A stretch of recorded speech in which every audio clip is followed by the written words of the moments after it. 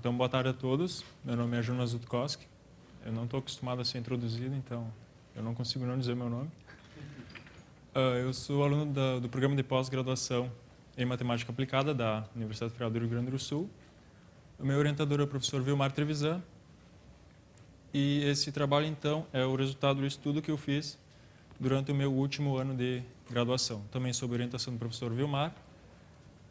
E é sobre bases de Gröner que eu vou definir o que é e tal nessa apresentação. Então, essa apresentação é dividida mais ou menos em 3 partes. A primeira parte é sobre polinômios, tá, que é como sendo uma introdução às bases de Gröner, ou por que eu defino bases de Gröner. A segunda parte, então, é sobre bases de Gröner, vou dizer o que é, vou apresentar alguns resultados e falar alguma coisa sobre a unicidade dela. E a última parte, então, vou falar sobre uma aplicaçãozinha dessa teoria.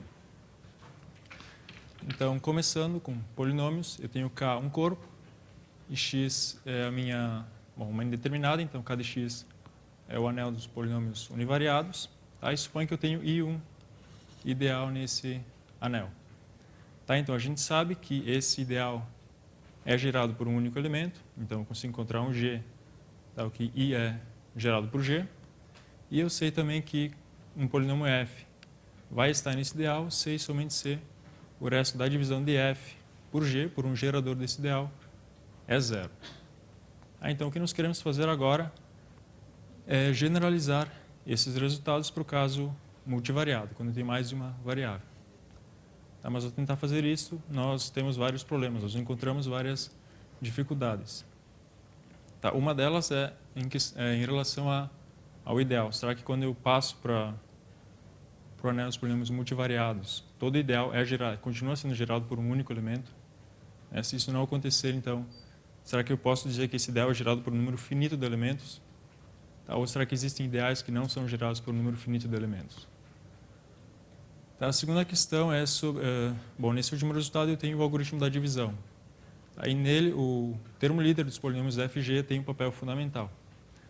Só que, quando eu passo para o caso multivariado, o grau total de um monômio, que seria a soma dos graus de cada variável, não é suficiente para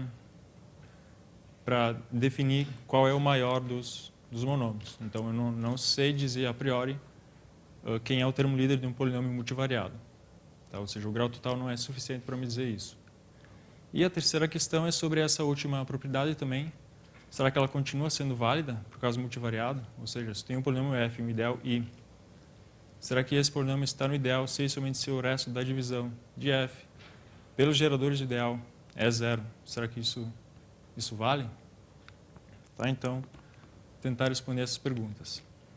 Em relação ao ideal, quem me responde a essa pergunta é o teorema da base de Hilbert, tá, que diz, então, que todo ideal nesse anel é finitamente gerado. Eu vou dar um conjunto finito de polinômios que vai gerar esse ideal. Em relação à ordenação dos monômios, eu tenho a definição de uma ordem monomial. Tá? Essa ordem é uma ordem total sobre o conjunto de monômios, ou seja, dados dois monômios, eu sei ou eles são iguais, ou eu sei dizer quem é maior do que quem. Essa ordem é uma boa ordem. Todo conjunto de monômios possui um menor elemento. E ela satisfaz essa última propriedade. Se eu tenho uma desigualdade de monômios e eu multiplicar ela por um outro monômio, então essa desigualdade continua sendo verdadeira. Aqui um exemplo de uma ordem monomial, a ordem lexicográfica, tá, para x1 maior do que x2 maior do que xn. Então eu vou dizer que o monômio x na alfa é menor do que o monômio x na beta, se quando eu olhar para aqueles vetores alfa e beta, a primeira entrada distinta, a partir da esquerda, satisfizer essa relação, que alfa i é menor do que beta i. Daí aqui um exemplo com as variáveis x, y e z, tá, para x maior do que y maior do que z. Então, o grau em x, eu vou olhar para o grau em x, que é a variável mais importante, ele é igual, então eu não sei dizer nada.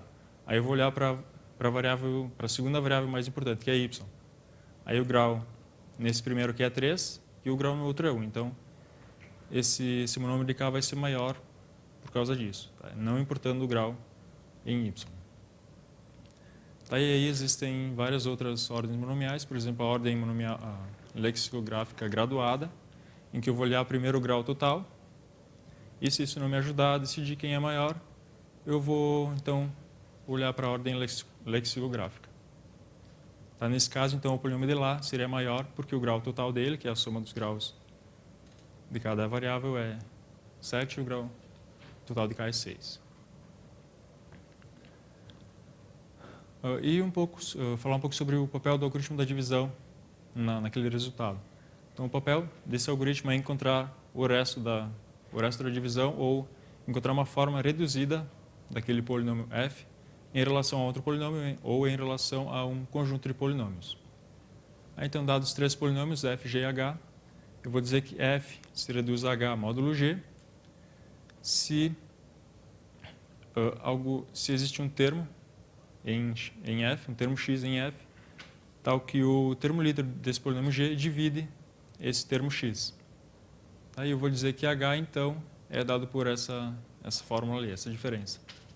Daí o que isso significa, o que essa diferença quer dizer é que eu estou cancelando esse termo x do polinômio f e eu estou adicionando, subtraindo outros termos que são menores em relação à ordem monomial que eu estou usando.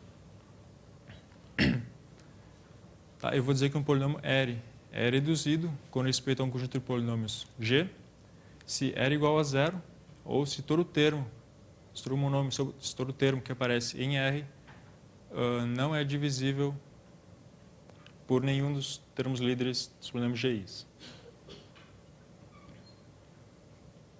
Tá, porque se tivesse algum termo que fosse divisível, eu poderia aplicar essa redução que aparece anteriormente e reduzir esse polinômio R mais uma vez. E se o meu polinômio f se reduz a R e esse R é reduzido com respeito a um conjunto de polinômios G, então eu vou dizer que esse R é um resto de f com relação a esse conjunto de polinômios, ou que esse R é uma forma reduzida de f com respeito a esse conjunto de polinômios. Tá, e é exatamente isso que o algoritmo da divisão faz.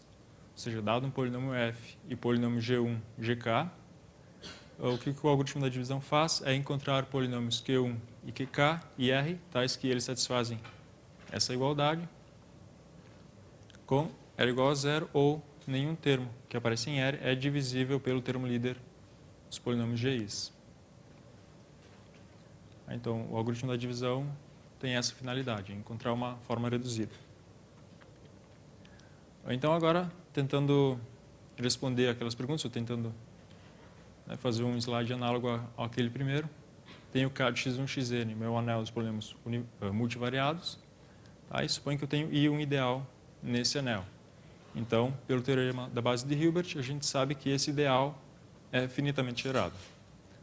E aquela última questão, f está no ideal se eu mensurar a divisão de f pelos geradores do ideal é zero? Não, isso não é verdade.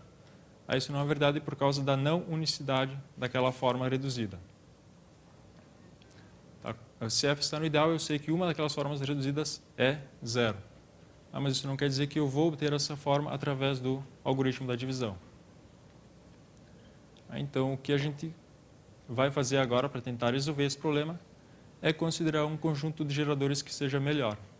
E é aí, então, que entra a definição de bases de Gröbner. Para isso, então, se eu tenho um ideal I, eu vou considerar aquele conjunto, LT de I, que é o conjunto dos termos líderes de todos os polinômios que aparecem no ideal. Aí eu vou dizer que um conjunto G é uma base de Gröbner para o ideal I, se o ideal gerado por aquele conjunto LT de I for igual ao ideal gerado pelos termos líderes dos polinômios que aparecem em G, nesse conjunto G. Uma outra forma de dizer isso é que para qualquer polinômio f que está no ideal, eu tenho um polinômio GI, tal que o termo líder desse polinômio divide o termo líder do polinômio f. Como consequência quase imediata dessa definição, eu tenho que a forma reduzida de f com respeito a g, se g for uma base de Gröbner, ela vai ser única. E ela sendo única, então, eu tenho esse segundo resultado, que f está no ideal se e somente se o resto da divisão de f por aquele conjunto G é zero. Se G for uma base de Gröbner para o ideal I. Tá, então, antes eu tinha aquele problema que o f estava no ideal, então uma das formas reduzidas era zero, mas eu não sabia se eu encontrava ela com o algoritmo da divisão. E agora, como essa forma é única, então o algoritmo da divisão dá zero, o resto. Bom, mas essa caracterização abstrata da base de Gröbner é só um lado da teoria. A contribuição mais importante de Buchberger, foi a pessoa quem escreveu essa teoria, quem começou essa teoria, foi encontrar um algoritmo que nos permite calcular essa base de Gröbner. Então, eu tenho um objeto, uma base de Gröbner, que ela tem propriedades interessantes, e além disso eu consigo calcular ela. Aí, para isso, ele usa então o critério de Buchberger. Tá? Dados dois polinômios, f e g, eu vou definir o S polinômio de f e g como sendo essa subtração.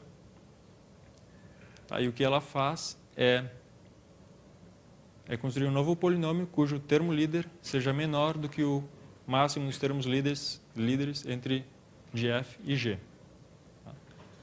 Aí, por exemplo, se f e g estão no ideal, então esse S polinômio também está no ideal. E o critério de Buchberger, que é esse teorema, diz que então, esse conjunto G é uma base de Gröbner para o ideal I, se e somente se o S polinômio, a forma reduzida do S polinômio de cada um desses pares G e GJ é zero, né, em relação a esse conjunto G.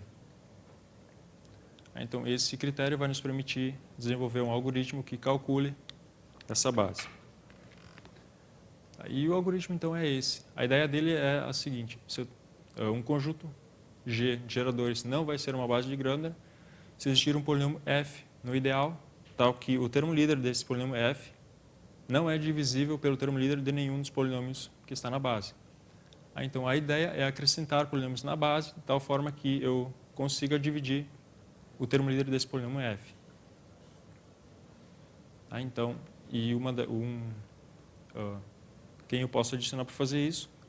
Bom, eu posso adicionar o S polinômio de cada um daqueles pares, já que o termo líder desse S polinômio é menor do que o termo líder dos polinômios que eu estou considerando, que são da base.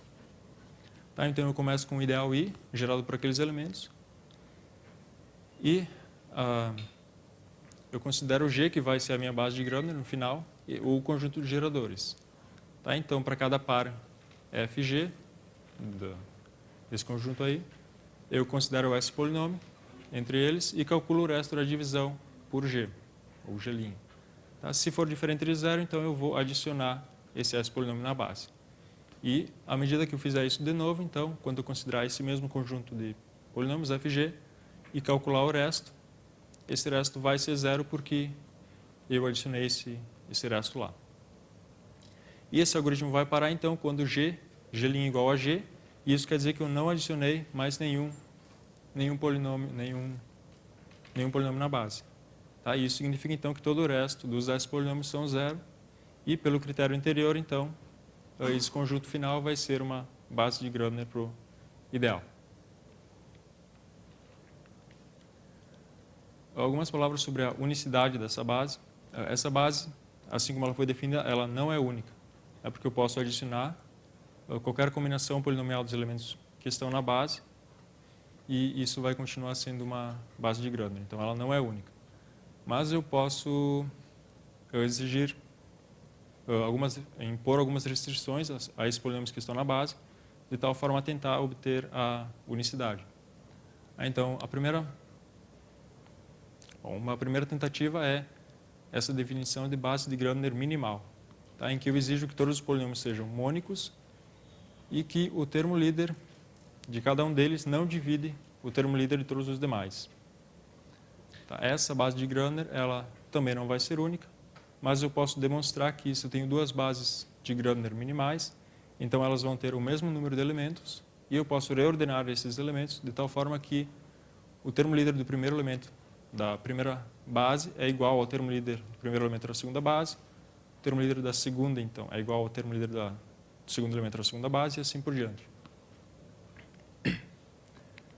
Então, fazendo mais algumas imposições, eu tenho a definição de uma base de Gröbner reduzida, em que também todos os polinômios são mônicos. E agora, para todo o polinômio GI, que está nessa base, nenhum termo desse polinômio GI, não só o termo líder, mas nenhum termo dele, é divisível pelo termo líder de nenhum outro polinômio que está na base. Então, essa sim vai ser única. Eu vou ter a unicidade da base de Gröbner reduzida. Aí também existe uma receitazinha que, partindo de uma base de Gröbner, que eu sei calcular, eu chego na base de Gröbner minimal e também da base de Gröbner para a base de Gröbner reduzida. Então, eu sei calcular todas elas. Algumas aplicações dessa teoria, na própria teoria de anéis e ideais, como, por exemplo, verificar se um polinômio está no ideal ou não. Eu calculo a base de Gröbner para aquele ideal e verifico se o resto da divisão é zero ou não. Também verificar se dois ideais são iguais. Eu calculo a base de Gröbner reduzida deles e verifico se elas são iguais. A resolução de sistemas polinomiais. Se tem um sistema polinomial multivariado, eu consigo reduzir esse problema ao problema de encontrar raízes de polinômios univariados. Alguma coisa de geometria algébrica e fatoração de polinômios também, em que se usa a base de Gröbner para encontrar fatores de polinômios. Bom, eu acho que eu não preciso dizer o que é isso, acho que todo mundo conhece, e eu também aposto que já tem gente dizendo, ali vai o 3, ali vai o 2. Bom, então, o que eu quero fazer aqui é ver o que essa teoria de base de Gröbner tem a me dizer a respeito desse problema, de resolver um Sudoku. Então, para isso, para traduzir esse problema para a nossa linguagem algébrica, eu vou resolver esse problema resolvendo um sistema polinomial. E para isso, então, eu vou considerar que cada entrada do Sudoku é representada por uma variável xi. Então, x1 representa a primeira entrada, x2 a segunda e assim por diante. Então, para traduzir esse problema, eu tenho que dizer quais são os valores que essas variáveis podem assumir, que são os números de 1 a 9. E isso é feito através desse polinômio f, essa equação polinomial, na verdade, f de x igual a zero para todas as variáveis, de x1 até x81. Em segundo lugar, então, eu tenho que traduzir a principal regra do Sudoku, que eu não posso repetir os números de 1 a 9 nas linhas, colunas e naqueles subquadrados 3×3. Então, f de x é igual a zero, f de xj é igual a zero, então, subtraindo eu vou continuar tendo zero, e eu posso manipular essa equação, eu posso manipular ela e eu consigo isolar esse fator xi menos xj. Então, se essas variáveis x e xj representam entradas que estão na mesma linha, coluna, ou aquele subquadrado 3×3, então esse fator vai ser diferente de zero. E aí, para continuar tendo a igualdade, então esse polinômio g, que depende das variáveis x e xj, tem que ser zero. Então, se eu resolver esse sistema, f de x igual a zero, e g de x e xj igual a zero, eu vou obter todas as soluções de todos os possíveis sudokus, todos os possíveis. Mas eu não quero algo tão geral, porque esse número é grande, é assustador. Então eu vou considerar um Sudoku que já tem algumas das entradas,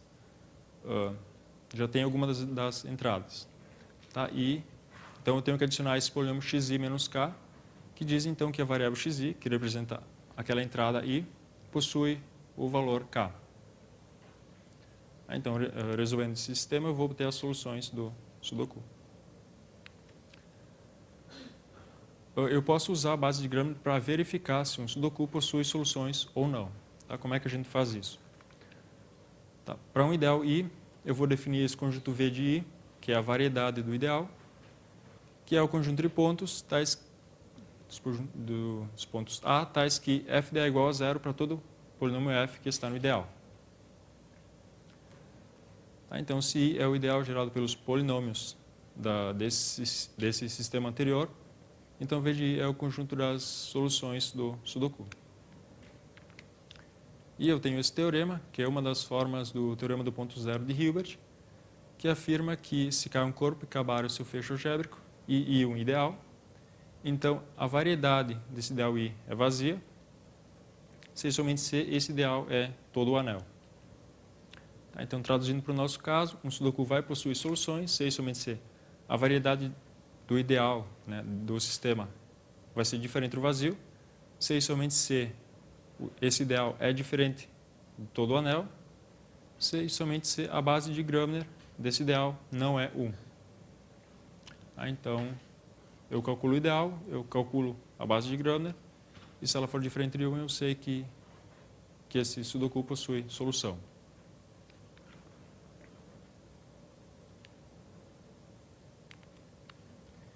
E uma outra propriedade interessante é a forma da base de Gröbner quando esse ideal, né, quando esse Sudoku possui poucas soluções.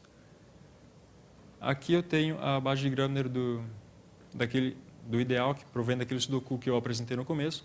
Tá? Aquele Sudoku possui somente uma solução. Então eu consigo enxergar a solução apenas olhando para a base de Gröbner. Ela diz aqui que a primeira entrada então é 9, a segunda é 2, a terceira é 6, aí assim por diante. O que dá a solução. Aí aqui agora eu vou ver o que acontece quando eu removo uma daquelas entradas. Então o que eu posso fazer é permitir mais soluções para aquele Sudoku. E é exatamente isso que acontece. Se eu remover o 1, que estava naquela entrada ali, e considerar o ideal e calcular uma base de Gröbner, eu vou obter a mesma base de Gröbner, exceto para essas, com os mesmos polinômios, exceto para essas variáveis, x52, x40, x43 e x49. Tá, em que eu obtenho esses polinômios. Esse primeiro polinômio é só na variável x52, então, quando eu igualar ele igual a zero e resolver, eu vou obter dois valores para x52, e com esses dois valores, então, eu determino o valor das outras variáveis. E isso me dá essas duas soluções. Tá, aqui eu tinha 1, então é o primeiro caso, e depois eu removi, eu permiti que o 9 fosse colocado naquela entrada. Aí isso, então, me deu essas duas soluções. E trabalhos futuros, bom, depois que eu escrevi isso, eu parei de estudar isso, aí eu entrei no mestrado, mas eu comecei a estudar a fatoração de polinômios. Tá? Então, eu vi que tem trabalhos que juntam essas duas teorias, bases de Gröbner com fatoração de polinômios. Então, possivelmente, no futuro, eu venha a estudar fatoração de polinômios com bases de Gröbner. Tá, e aqui algumas referências, então, para quem quiser uma introdução a essa teoria. O primeiro livro é muito bom, ele explica em detalhes porquê das coisas. Aí, os outros, esse segundo livro também é bom. Tá aí esse artigo em que fala sobre Sudokus e bases de Gröbner. Bom, acho que era isso. Obrigado pela atenção.